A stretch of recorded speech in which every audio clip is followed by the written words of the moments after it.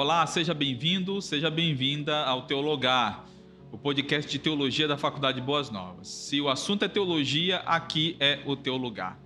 Antes de nós apresentarmos o nosso convidado de hoje, gostaríamos de pedir uma vez mais que você possa se inscrever no nosso canal, ativar também o sininho para receber assim todas as notificações dos novos episódios e assim estar conectado conosco e todos os assuntos teológicos que nós trazemos aqui no nosso podcast. Bem, nós estamos com o nosso doutor Cláudio José da Silva, que é o nosso convidado de hoje. Estaremos debatendo, na verdade, apresentando um assunto bastante interessante, bastante relevante, que daqui a pouco nós estaremos apresentando. Mas antes disso, nós queremos então desejar, professor Cláudio, seja bem-vindo. Quero agradecer, é um prazer estar aqui podendo participar desse podcast e ter uma oportunidade de falar sobre esse assunto de teologia e também um pouco sobre a questão do tema qual eu trabalhei no meu doutorado. Então, vamos falar um pouco acerca do professor Cláudio. Professor Cláudio, veja só, ele é teólogo, psicólogo e pedagogo. Ele é teólogo pelo IBAD, o Instituto Bíblico da Assembleia de Deus em Pindamonhangaba, mas também é teólogo pela Faculdade Boas Novas, onde também concluiu o curso de pedagogia. Ele é psicólogo pela Unital, Universidade de Taubaté, em São Paulo, possui mestrado em Ciências da Religião pela PUC de Goiás e doutorado em Teologia pela Faculdade Este, faculdade em São Leopoldo, no Rio Grande do Sul. Então, este é o currículo do professor, que é doutor em Teologia, professor da Faculdade Boas Novas. E o assunto que nós estaremos, então, discutindo, na verdade, o assunto que ele estará apresentando, é exatamente o tema do seu doutorado.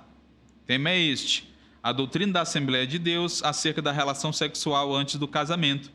As perspectivas de adolescentes da Igreja Assembleia de Deus no tocante à experiência sexual. Professor Cláudio, vamos falar acerca desse assunto?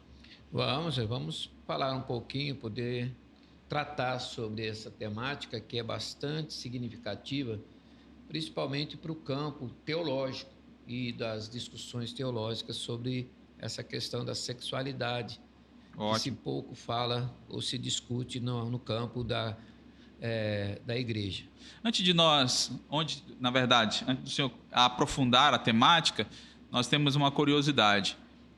Em relação ao tema, né, de onde surgiu a ideia de estar trabalhando essa temática da relação sexual antes do casamento, voltada especificamente aos adolescentes?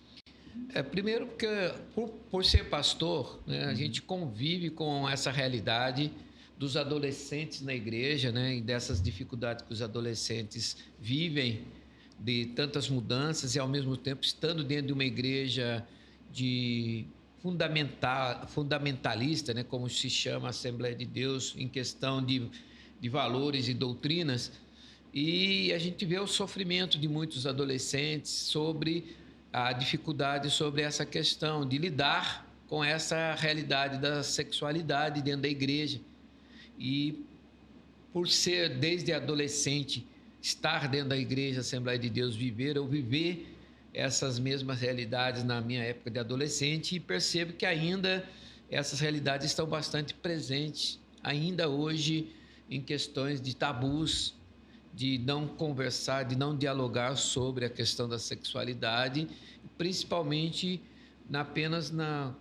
olhando pela perspectiva da igreja, ela só cobra, mas muitas vezes ela não sabe lidar com isso também diante das mudanças que estão ocorrendo no contexto cultural brasileiro. Ótimo. Detalhe que eu esqueci, que o professor Cláudio, além de teólogo, psicólogo e pedagogo, também é pastor, né?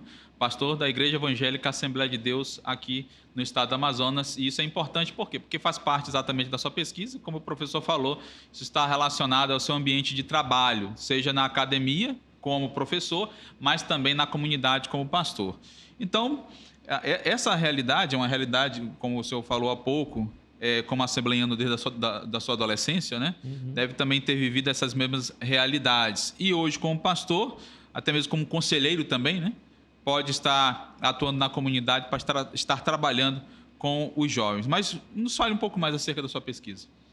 A proposta da nossa pesquisa foi tentar entender como é que os adolescentes lidam com essa realidade, de ser membro de uma igreja, Assembleia de Deus, que tem um princípio de não praticar sexo antes do casamento como uma regra de doutrina, de fé, de vivência dentro da igreja. E, ao mesmo tempo, perceber como é que esses adolescentes conseguem lidar com essa realidade e com a realidade fora da igreja, em outros ambientes, que não enxergam desta mesma forma a questão da prática sexual, né? Ou da questão da sexualidade.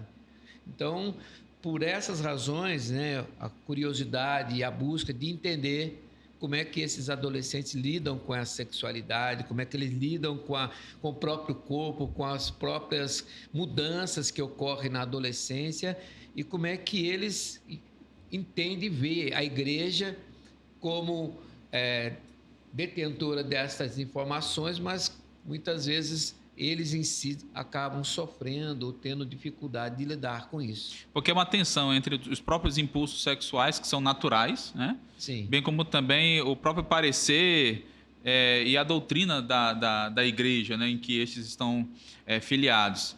Isso realmente pode proporcionar aí uma certa tensão, né? Entre como lidar com esses impulsos, mas também não ferir a imagem de si como cristão, bem como também de assembleiano. Né? E principalmente porque dentro de um contexto de adolescência é uma fase de muitas mudanças, né? De muitas transições, né? Mudanças hormonais, mudanças fisiológicas, questão dessa identidade que ele tem que fazer, construir a partir das referências do mundo que está ao redor dele, na família, escola, igreja e outros ambientes, ele tem que lidar com isso, ao mesmo tempo com essas mudanças, influências hoje das mídias que Sim. apresentam muitas, vamos dizer, facilidades para o olhar da sexualidade como uma coisa parece que espontânea.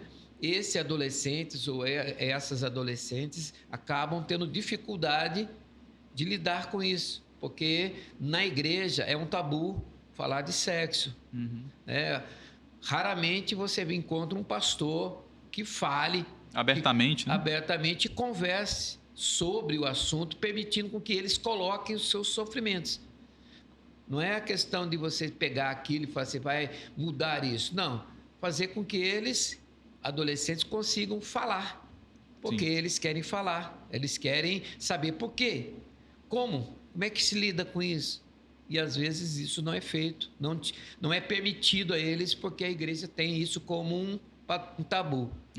A família do adolescente, às vezes, que é da igreja também, ou grande parte que são filiados à igreja também, não sabem falar ou têm medo de falar sobre o assunto, tirando, lógico, que hoje tem uma mudança, graças a Deus, que os pais já estão mais conscientes de orientar os seus filhos, mas ainda é um tabu também, muitas vezes, para os pais falar sobre esse assunto. Porque o assunto é um assunto delicado, claro, porque isso está associado a aspectos que, quem sabe, alguns adolescentes não queiram comentar, ou talvez alguns até pensem em fazer, mas temos esse tabu, temos essa realidade da figura dos pais, né, que se tornam muitas vezes intransponíveis, né, para possibilitar o diálogo e conversar acerca desse assunto. A própria igreja também, ela deveria trazer certa abertura para dialogar acerca desse assunto e não apenas trazer uma doutrina, né, ou uma punição para aqueles que cometem, né, esse delito, assim, digamos, né, dentro do contexto da igreja, claro, que estou me referindo ao sexo antes do casamento. Até porque é algo natural, como nós falamos, né?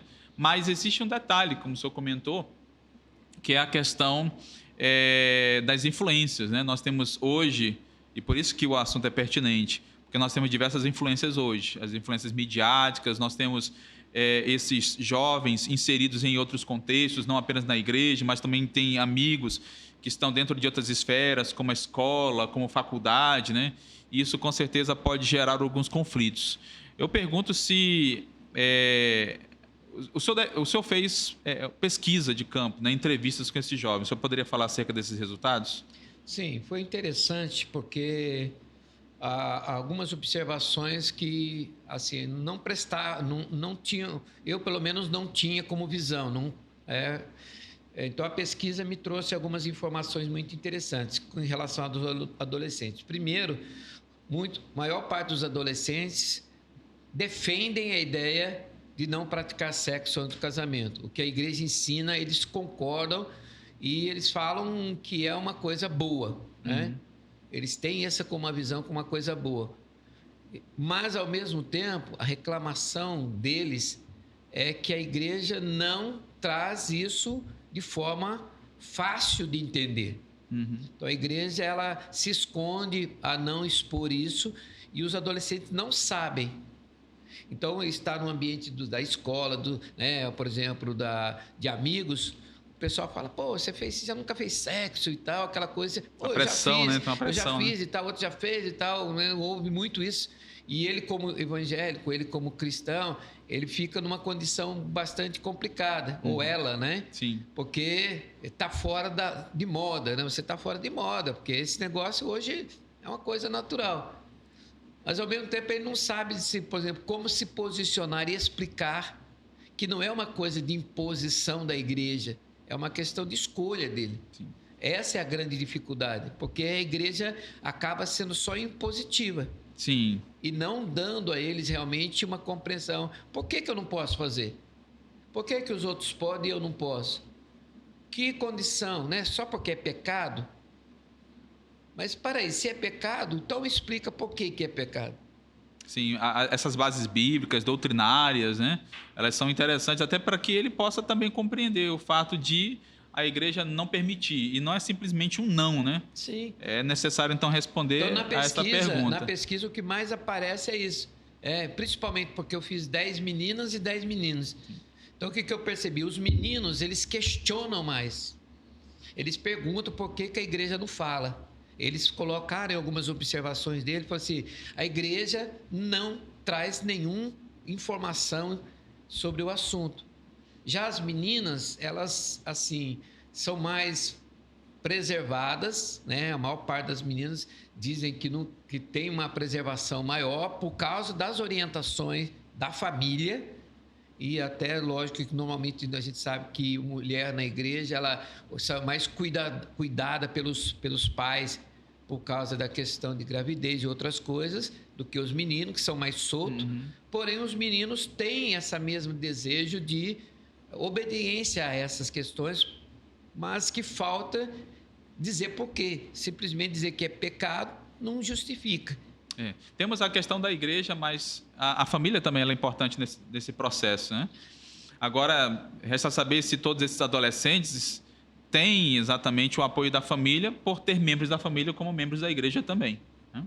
Esse é um dos grandes problemas que precisa, talvez, se aprofundar numa pesquisa, né, que eu não fiz, porque não era meu tema, a família, mas, com certeza, as poucas falas dos adolescentes que disseram que não praticam o ato sexual antes do casamento e não aceitam e acho que tem que preservar esse mesmo para o casamento, disseram que foi graças à orientação familiar que esse entendimento está mais claro para eles.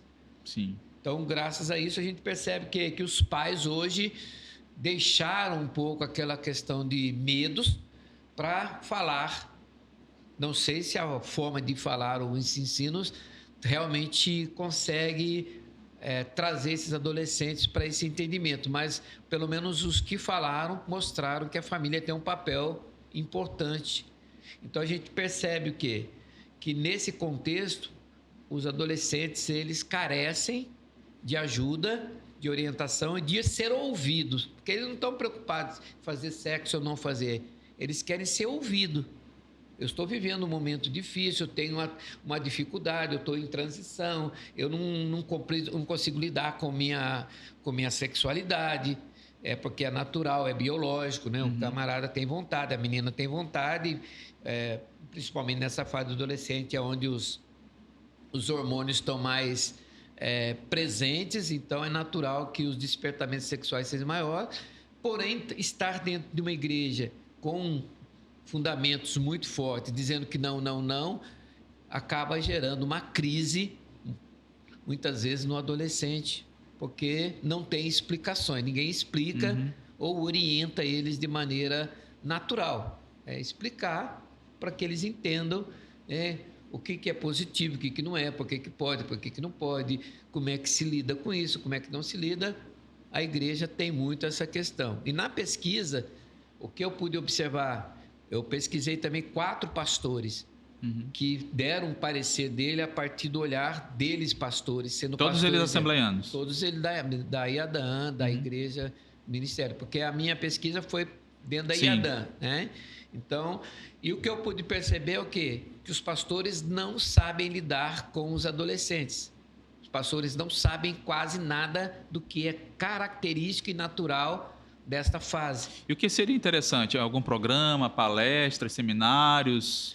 Eu acho que não é só uma palestra ou seminário, eu acho que tem que ter um curso contínuo para trabalhar, não só os adolescentes, porque começa na infância, Sim. passa pela adolescência, entra na fase adulta e vai para o casamento. Então é uma consequência da outra. Sim, né? O senhor defende que a igreja deveria ter um programa, mas que esse programa pudesse atender todas essas faixas etárias. Todas essas faixas etárias, onde o pastor entendesse o que é natural, o que é característico da idade e como lidar com isso também no seu papel pastoral. Mas aí também já vem o preparo do pastor também. Acredito que uma formação, seja teológica ou qualquer outro ramo que pudesse auxiliar esses jovens, esses adolescentes para superarem esses aspectos. Eu até pergunto também, já trabalhando com adolescentes, você trabalhou com uma faixa etária específica de adolescentes? No caso do meu trabalho foi entre 15 e 18 anos. Onde esses adolescentes já saíram daquelas mudanças transitórias do corpo, já chegaram pelo menos a uma melhor maturidade e automaticamente eles já estão transitando já para uma vida mais social, uma vida de relações mais grupais com adultos e automaticamente eles já têm uma visão um pouco mais amplificada sobre a sexualidade, não só no sentido biológico, mas no sentido cultural, né, dentro da sociedade a qual eles vivem. E como pastor, o senhor já se viu, como eu posso dizer, alguns desses adolescentes, o senhor teve a experiência de algum adolescente, algum jovem lhe procurar para poder perguntar acerca dessas dúvidas, trazendo dúvidas ou questionamentos acerca desse assunto, da sua sexualidade? Sim, é muito comum. E às vezes vem alguns casos de pelo menos um caso ou outro, quando a pessoa já praticou sexo e ela vem pedir ajuda, né? Então, eu como pastor e também como conhecedor disso, eu sei que às vezes chegar nele e simplesmente colocá-lo em exclusão ou simplesmente dizer para ele que ele está agora excluído da igreja porque praticou sexo e tal, não funciona. Eu não lido com adolescente desse jeito, porque eu quero sentir, eu quero perceber, eu quero poder ajudá-lo, fazer ele compreender, porque se ele já veio a mim é porque ele já está se sentindo mal. Sim. Ele já está se sentindo, porque senão eu nem procuraria. Então ele está se sentindo mal. Então eu preciso ajudar ele a entender, né, como lidar com isso. Penso primeiro com ele para depois poder lidar, porque ele lide com essa realidade da vida diária, né, para que ele não caia, né, no sentido de continuar nessa prática, porque ele percebeu que muitas vezes isso não trouxe satisfações plenas, né, diante dele. E a gente sabe que, olhando pela perspectiva da Assembleia de Deus, um outro problema que a gente vê claramente, né, é que a igreja, por causa dessas questões sexuais, ela acaba forçando muitas vezes os jovens, né, isso já a partir dos 18 anos, a casar mais cedo, ao casamento. Sim. Muito jovem. Sim. E aí a gente cria um outro problema. Eles não estão preparados para isso, né? Primeiro que não estão preparados para assumir um casamento, porque a gente sabe o quanto São muitas responsabilidades, complexidade, né, do casamento. E segundo, porque às vezes eles estão casando com uma motivação errada. Qual é a motivação? Autorização para fazer sexo. Para não pecar contra a igreja, eles casam para poder fazer o sexo. E aí eles caem na ilusão de que depois de casado eles vão poder fazer sexo à vontade. Só que eles vão descobrir que não é bem assim. Porque do outro lado tem uma menina, uma mulher, e muitas vezes ela tem momentos, situações que não dá para ser feito, ou às Sim. vezes outros problemas que podem aparecer, e a prática sexual, que poderia ser, né, sensação de que está fazendo a hora que quer, não é real depois que casa. Porque aí vem outras responsabilidades. Como o senhor falou muito bem, né? Não é o casamento não é autorização para fazer sexo, né? Sim. Na verdade, nós sabemos de diversas responsabilidades, tanto da moça quanto do rapaz, né? Bem como também vem a questão dos filhos, né?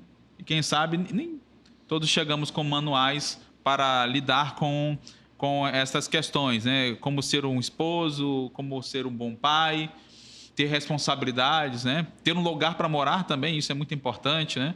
Porque aí vai fazer aquele puxadinho para morar com o pai, para morar com a mãe, e vai gerar outros transtornos também, né? Eu gostaria de fazer uma pergunta. O senhor poderia até aprofundar um pouco mais acerca desse assunto, mas eu tenho uma pergunta para fazer também associada a esse tema. Não sei se o senhor chegou a aprofundar na sua pesquisa, mas acredito que o senhor poderia falar acerca desse assunto. Seria o que o sexo antes do casamento poderia trazer? Ele poderia gerar alguns problemas. Bem, se um adolescente ele tem esse costume de praticar sexo antes do casamento, ele então depois ele acaba constituindo família, casando. Esse histórico dele pode trazer algum problema para esse casamento, para esse relacionamento? Aí tem que saber como é que ele lida com isso antes, né? Uhum. Porque a gente sabe que a nossa sociedade ela é uma sociedade mais aberta em algumas questões de formas e modelos de práticas sexuais. E se ele faz isso antes do casamento e ele vivencia isso com outras pessoas que têm também essa liberdade de fazer formas, e quando ele resolve casar, resolve casar com uma jovem da igreja, ele já vai começar a se restringir em determinados tipos de práticas sexuais, que ele sabe que dentro do contexto do casamento, principalmente se for com uma jovem evangélica, ele já não vai poder fazer como ele gostaria. Então, dependendo da visão, ele vai começar a ter conflito, porque ele quer fazer determinadas práticas ou continuar fazendo no casamento agora, e que às vezes não a outra pessoa não se sente confortável a esse tipo de prática. Sim. É claro que a pergunta que eu falei está associada a esse ambiente cristão, né? Claro. Ambiente cristão. Então, a questão de saber se traz ou não consequências depende muito de cada um, de como eles lidam com isso. Mas a gente sabe muito bem que praticar sexo antes do casamento traz alguns riscos, que pode ser levado para o casamento. Primeiro, as doenças venéreas, né? Então, querendo ou não, eu conheço o caso de uma pessoa que casou e depois adquiriu, né, uma doença venérea porque o marido também vivia a vida sexual e não fez nenhum exame, nenhuma avaliação, casou e passou para ela por consequência do relacionamento dos dois. Aquela que sempre se preservou acabou tendo consequência porque o outro não se preservou em relação a isso. Isso trouxe grandes danos, muita confusão, muitos problemas, separação do casamento e tudo, por consequência desse cuidado. Porque às vezes ele não fez nenhuma avaliação para poder saber se tem ou não e simplesmente casou e depois... Isso é um fator que pode estar presente, né?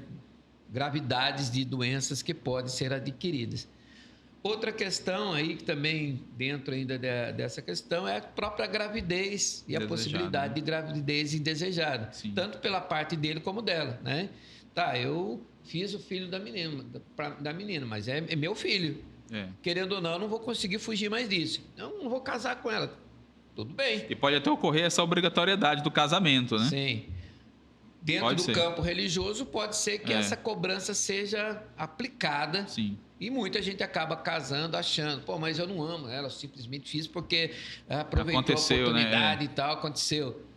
E aí depois as consequências vêm mais, porque a gente sabe que casamento não é somente, por exemplo, ato sexual. Né? É questão de amor, você tem que realmente amar outra pessoa para poder viver com a outra pessoa. E isso já é um outro problema que pode acontecer. Além daquela gravidez, por exemplo, a menina engravida, tem o filho, depois ela encontra alguém para casar, e aí o filho pode ser o problema. Porque às vezes aquele camarada que casou com ela pode não tratar aquela criança realmente como filha dele. Sim. Além do possibilidade que o pai da menina possa também entrar nessa história. Com frequência. Porque ele quer ver a filha dele e tal, acaba entrando no contexto familiar, às vezes, de outro que o camarada pode não gostar, ou a menina não gostar.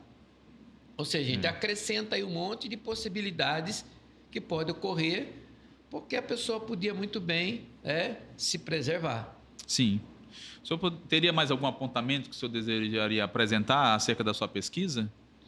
Não, basicamente assim, é importante a gente pensar que a igreja, apesar de todo o radicalismo, ela precisa abrir-se para trazer os adolescentes e os jovens para um acompanhamento, precisa acompanhar isso. O adolescente jovem da nossa igreja, eles estão muito abandonados na questão de assuntos sobre sexualidade. Não é, alguém pode falar assim, mas na minha igreja eu faço encontro com Deus e lá eu falo de sexo. Não, a gente não fala sobre sexo, a gente diz para eles o que deve ser feito. Sim. Mas você não ouve ele, se ele, por que daquilo, questiona aquilo, por que ele não... Porque, na verdade, ali é uma ministração, né? Do qual, então, nós temos um preletor que apenas fala, mas não escuta, não ouve, né? Então, esse que é a chave da pesquisa, é que os adolescentes estão pedindo, clamando para que ouçam eles. Sim. É só isso. Se a gente conseguisse fazer isso e consigamos fazer isso, nós vamos dar um salto muito grande. Não é modificar a doutrina, é permitir com que dentro dessa possibilidade doutrinal se dê compreensões e significados ao que o outro vai acreditar ou pensar. Não é só a imposição, né? Ou a punição, né?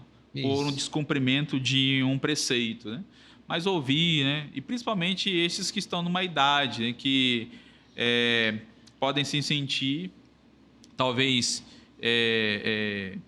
como é que eu posso dizer, colocados para escanteio, colocados de lado, né? Talvez a certa comunidade pode dar atenção para determinado público, né? E talvez ele possa sentir dessa forma. O adolescente precisa de maturidade. Ele não tem maturidade nessa fase da vida dele.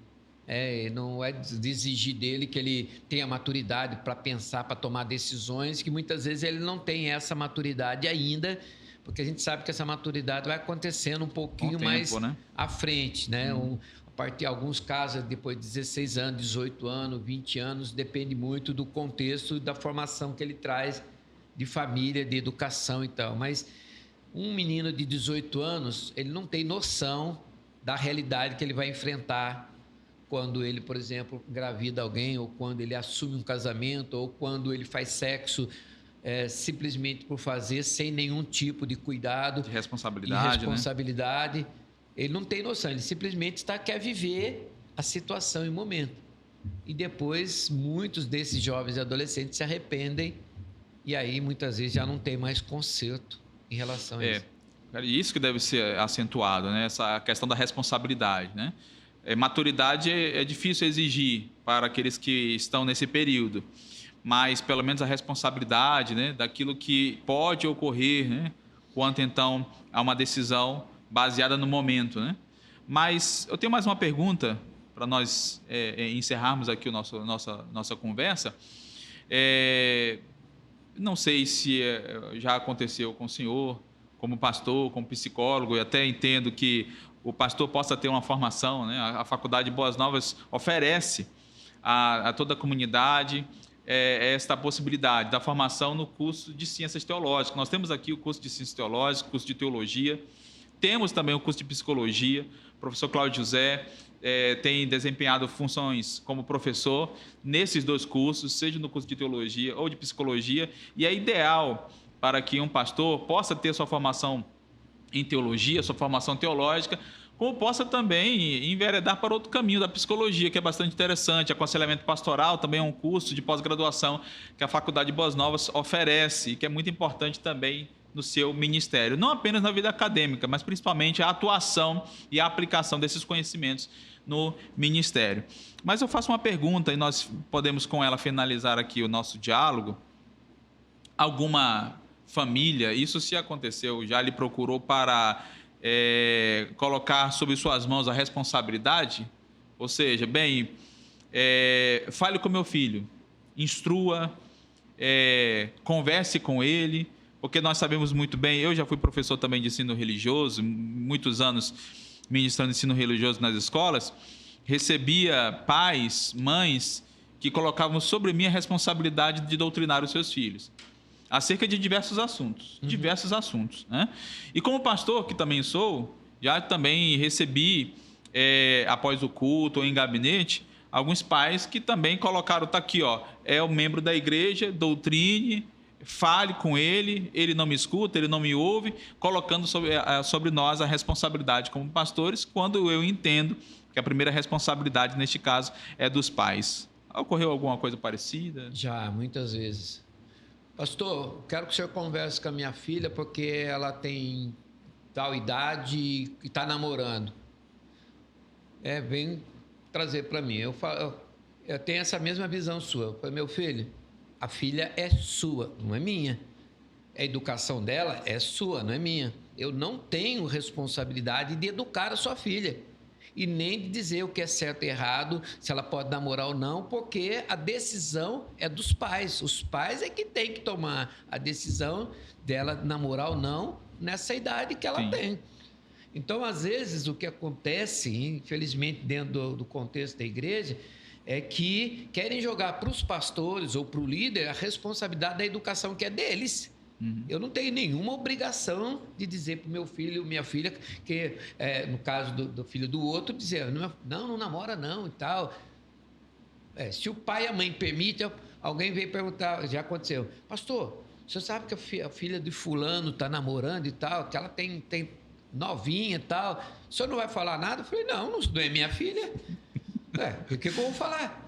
Eu tenho a obrigação de fazer isso? Não. Eu tenho um papel espiritual, um papel pastoral, eu tenho como pastor ministrador de ajudar, mas eu tenho um papel de ajudar. Eu não sou educador dos filhos do outro. Eu tenho que educar os meus filhos, educar a minha casa, eu tenho esse papel. Então, às vezes, os pais não sabem lidar com a coisa e jogam a responsabilidade sobre a igreja no comando do pastor. O pastor, ele é pastor para orientar, para ajudar e não para educar. Nesse caso, a responsabilidade da orientação perpassaria a figura do adolescente, mas seria orientar os pais quanto a estas questões. Eu me recordo, inclusive, quando um adolescente, 14 anos, chega comigo perguntando, pastor, eu posso namorar? E daí eu percebi, não vou dizer uma certa malícia na pergunta, né? Mas antes de poder instruí-lo em alguma coisa, né, acerca desse assunto, até para responder a pergunta, eu perguntei, o que os seus pais dizem a respeito? Ele disse, meus pais deixam namorar. Bem, se os seus pais deixam você namorar, e se você está dizendo, né, que eles deixaram, então o que eu posso dizer? Né? Eu posso, sim, colocar a minha opinião, mas a responsabilidade sobre você é os seus pais que têm. Então, se o pai deixa, o que podemos fazer? Não tem como fazer nada. Né?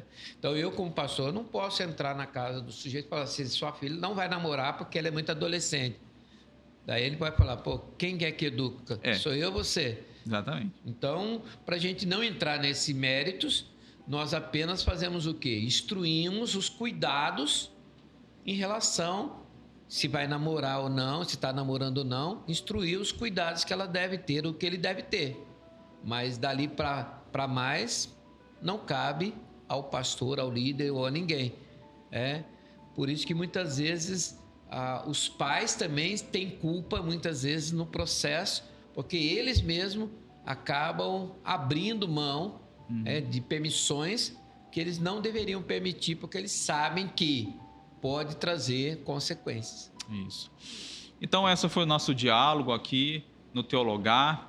Nós agradecemos o professor e doutor Cláudio José na sua participação e apreciação da sua pesquisa, do seu trabalho, principalmente em nosso diálogo. Professor Cláudio, se desejar estar outras vezes, a porta com certeza está aberta. Com certeza nós chamaremos outras vezes para poder estar aqui. Nós agradecemos então a sua participação. Muito obrigado, é sempre um prazer poder participar e espero que tenha contribuído aí para nós pensarmos um pouco sobre essa temática do dia a dia da nossa vida. Bem, então esse é o Teologar, o podcast de teologia da Faculdade Boas Novas. Se o assunto é teologia, aqui é o teu lugar.